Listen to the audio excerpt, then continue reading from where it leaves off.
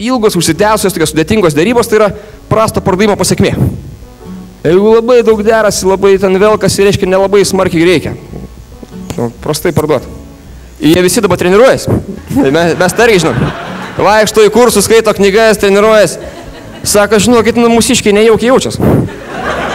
Jie sako, va, pirkimo, tai vadybininkas sako, visi bus pradėjęs spausti, kad jiems reikia irgi, jie nori irgi, žinoti kažką apie dėrybas. Nes dabar nieko nežino, sėdant įvaizdžio granai jas išmokinam. Tai va, išduodu, paslaptį. Jauskitės ramiau, ten irgi žmonės, irgi su emocijom, irgi...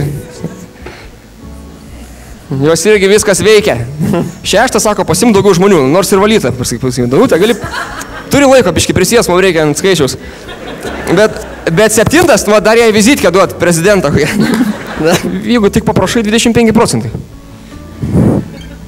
O paskui, aš tos kaip taip lengvai davęs, sakau, gal dar? Taip atsisuka, ne, tokių neturi man iš ko.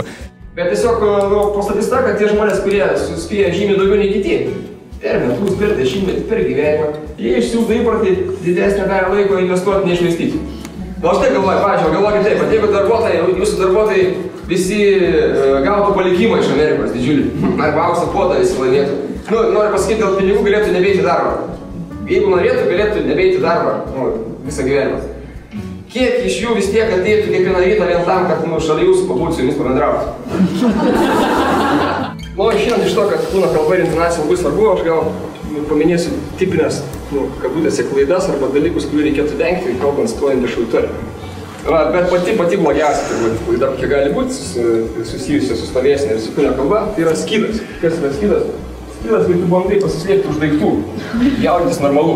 Jeigu jau tokį pasirinkot darbą, veiklą ar kažką, tai kur būna situacija, kad kalbi prieš auditoriją ir jeigu nesijaudini, susirūpini. Svarbu tą jaudulį suvaldyti. Jumoras aktyvina. Aišku, yra 3 temos mažiausiai, kuriamis geriau nejuokauti su nepažįstamais žmonėms. Žinot kokiais? Politika, religija ir seksualinės tos visos štučkos. Žinot, pardavimas tai visą laiką vyksta. Arba mes parduodam, arba mums parduoda. Arba mes parduodam tą, ką atsinešėm, ten paslaugą prekę, arba mums parduoda priežastį, dėl ko neperka. Tada aš ir sakau, žinoma, tam ir atėjau, kad pakomentuoti plačiau. O galėčiau prieš tai porą dalykų pasitikslinti. Jie sako, žinoma, yra 45 minutės, mes porą dalykų tikslinamės. Tai va, dėl kokių įmanomų priežasčių žmogus gali sakyti brangu, tai panagrinėkim. Aš sakau brangu, kokie variantai, dėl ko aš galiu taip sakyti? Jo, viena priežastis, jam nereikia, sako brangu, kad atsiknystum. Kita priežastis gali būti, jisai lygina su kažkuo. Matė, už kampo pigiau, lygina. Trečia priežastis gali būti, jam reikia, jis nori pirkti, netgi kaina tinka, bet nori dėrėtis.